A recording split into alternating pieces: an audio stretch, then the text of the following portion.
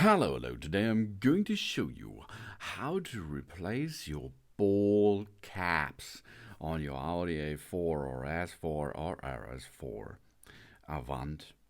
Let's perform this. If you replace your tires, maybe you have a black tire or a black rim, then it's not so good to have brown or white ball caps on it. For this, Audi or the VAG brand will give us a clamp tool for this. With this clamp, we go into it and clamp them together, and then we can pull them out of the rim itself. Easy as you can see, with the right tool, of course. Otherwise, you can use, I think a thither, but maybe works too. To attach the new one, you need only your fingers. But take care, they have to be really docked into position.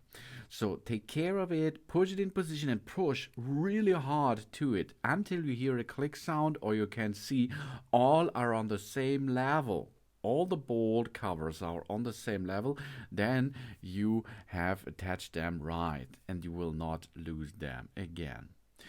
You can use it with different colors as you like. Thanks for watching. Please subscribe me and give me a positive feedback, and I hope to see you again on my channel. Soon.